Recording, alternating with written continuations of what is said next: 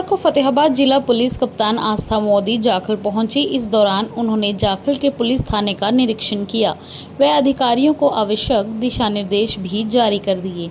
निरीक्षण के दौरान एसपी द्वारा थाना के रिकॉर्ड की जांच की गई और थाना प्रभारी व अन्य पदाधिकारियों को आवश्यक दिशा निर्देश दिए गए।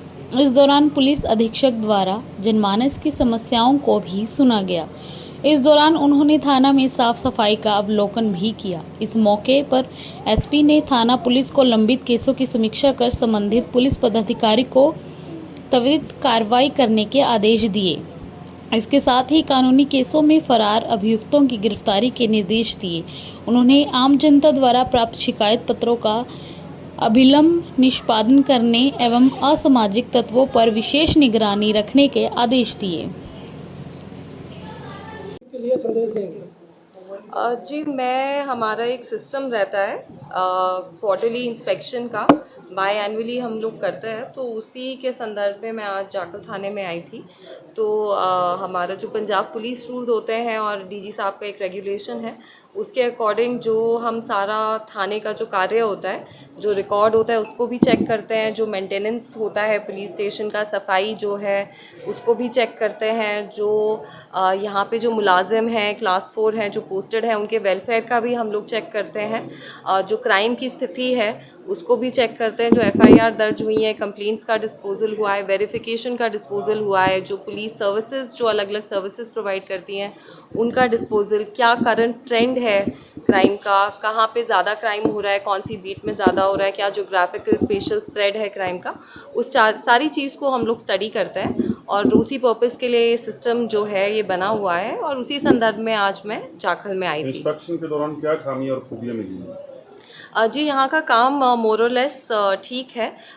जो केसेस हैं उनका डिस्पोजल भी ठीक है, टाइमली डिस्पोजल है, रिकॉर्ड का मेंटेनेंस भी बिल्कुल ठीक है।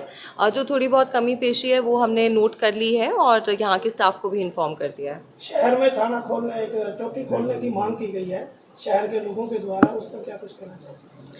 देखिए, जो थाना है वो ऑलरेडी शहर में ही स्थित है।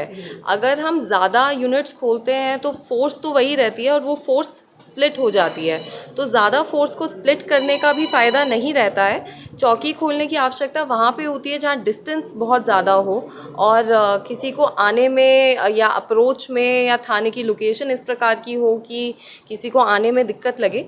तो प्राइमा फेसी तो नहीं लगता कि जाखल में एक अलग चौकी सेटअप करने की ज़रूरत है। फिर भी जो लोग इस बात की डिमांड कर रहे हैं उनसे एक बार डिस्कशन कर लेंगे किस वजह से वो कह रहे हैं नीड है। अगर हम किसी और तरीके से उस नीड को पूरा कर सकेंगे तो उस तरीके से करेंगे, नहीं तो कंसिडर हम इस चीज़ को भी कर लेंगे। बात समझ गई मैं। देखिए, ऐसा है, ऐसा नहीं है, एक सिस्टम है हमारा सीलिंग प्लान का।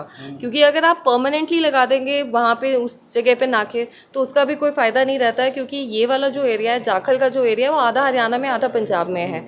जब इलेक्शंस हुए थे तो हमने एक एक कच्चा रास्ता भी मैप आउट किया था, सारे रास्ते मैप आउट करे थे।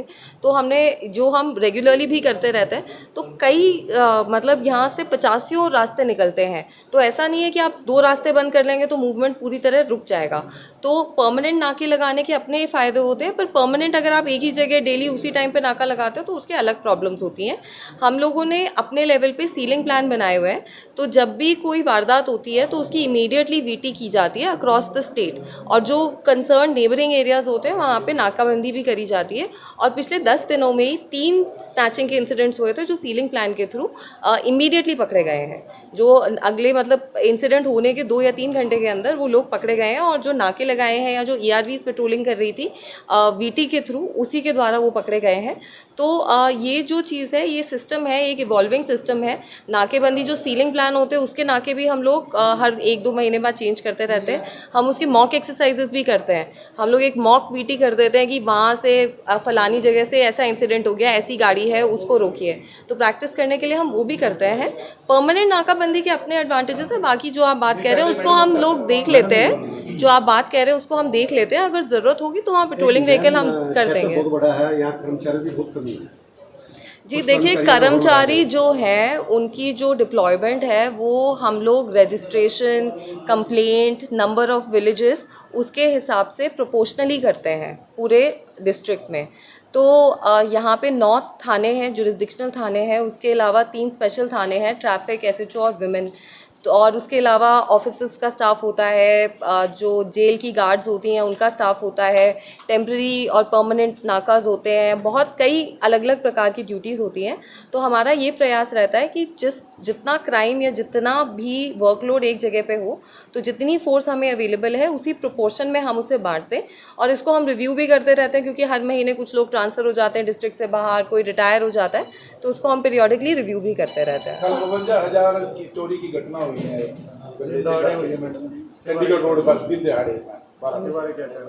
जी मुकदमा की बात नहीं। जी, उस पर मुकदमा दर्ज, जैसे कि एसएचओ साहब ने बताया, मुकदमा दर्ज कर दिया गया है। और जो इस प्रकार की जो चोरी की घटनाएं इस समय पे बढ़ती हैं, रात की भी ब्रेक-इन्स, हाउस ब्रेक-इन्स की घटनाएं भी बढ़ती हैं और दिन की चोरियां भी गर्मी के मौसम में बढ़ती हैं, तो उनको देखते हुए हम लोगों ने पेट्रोलिंग प्लान को भी अपने को रीएडजस्ट किया है।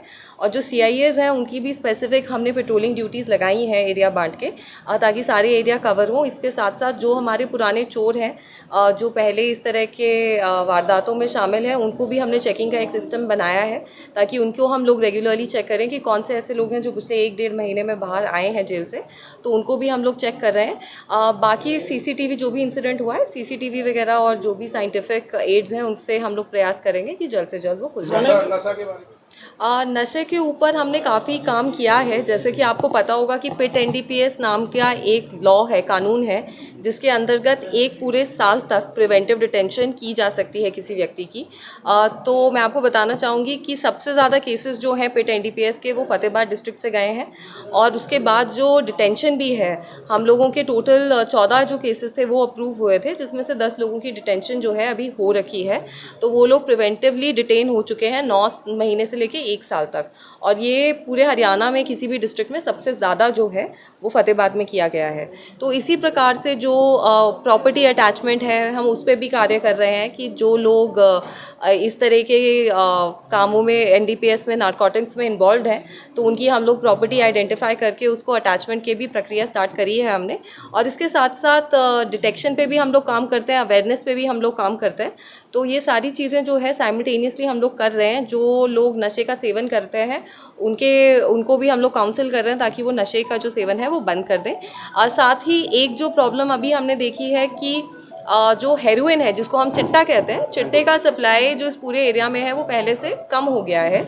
उसकी जगह लोग जो है टपेंडाडोल और प्रेगाबैलिन, जो 2 मेडिकल नशा जो है उसकी तरफ बढ़ रहे हैं। और इसकी वजह ये है कि ये जो गोलियां हैं ये अनरेगुलेटेड हैं, इनका जो सेल है ये ओवर द काउंटर ड्रग जिसको हम कहते हैं वो है, तो इसकी सेल पे कोई रेगुलेशन नहीं है।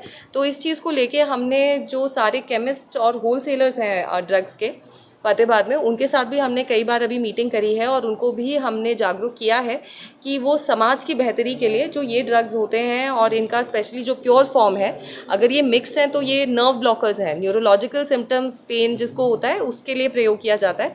तो उनसे हमने बात करी है कि जो प्लेन मात्रा में 250 मिलीग्राम से ऊपर की मात्रा में जो ये टैबलेट्स हैं वो लोग खुद ही ना रखें और खुद से ही मतलब खुद सेल्फ रेगुलेट करें कि जी इन दवाइयों को हम स्टॉक में नहीं रखेंगे। जो उनके कॉम्बिनेशन सॉल्ट है, जो वो बता रहे थे कि डॉक्टर्स भी जो न्यूरोसर्जन्स होते हैं, न्यूरोलॉजिस्ट होते हैं, वो प्रिस्क्राइब करते हैं कि उसको वो लोग रखेंगे, दूसरा जो इसका प्योर फॉर्म है उसको नहीं रखेंगे।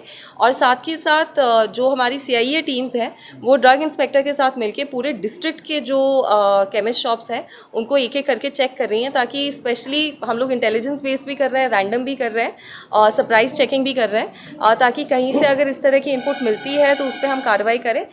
एक आध ड्रग शॉप्स हमने कराई भी हैं, सील भी कराई हैं, जिसमें ये भी पता चला कि हमें कि टपेंडाडोल, प्रेगाबैलिन वो लोग बेच रहे हैं और साथ में उन्होंने और भी वायलेशंस करे हुए थे, जिसके अंतर्गत उन्हें सील किया गया। जी एक्चुअली ये तो एक बार रिक्वायरमेंट के हिसाब से हमें देखना पड़ेगा, क्योंकि टोहाना में हमने बनाए हुए हैं क्वार्टर्स, तो टोहाना यहाँ से बहुत ज़्यादा दूर नहीं है।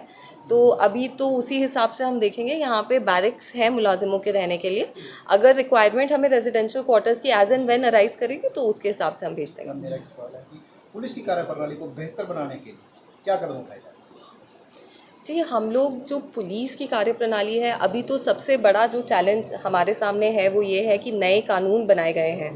तो अभी तो हम लोगों का फोकस है कि जो नए कानून हैं उसके ऊपर हम लोग ट्रेनिंग दें मुलाजिमों को, और ताकि ये जो अभी ट्रांजिशन फेज़ आएगा वो स्मूथली हो, तो हम लोग मॉक ड्रिल्स भी करा रहे हैं। जो सर्च एंड सीजर के प्रोसीजर्स हैं, जो नए उसमें से जो BNSS में जो नए प्रोसीजर्स बताए गए हैं, तो उसकी हम ट्रेनिंग करवा रहे हैं। मॉक फाइल्स हम लोग उनसे साथ में मेंटेन करा रहे हैं। इसके साथ साथ हम लोग मतलब समय समय पे अलग अलग चीज़ें करते रहते हैं। जैसे कि जो केसेस अब डिसाइड होके आ रहे हैं, कोर्ट से डिसाइड होके आते हैं, तो उनका पर्सनली मैं खुद स्टडी करती हूँ। DDA के साथ बैठते हैं, हम लोग डिस्कस करते हैं कि क्या कमियाँ थी हमारे कार्य में, क्यों इसमें अक्विटल हो गया, अगर कन्विक्शन हुआ है तो क्या इसमें बढ़िया कार्य किया, क्या IO की स्ट्रेंथ रही जिसकी वजह से कन्विक्शन हुआ है।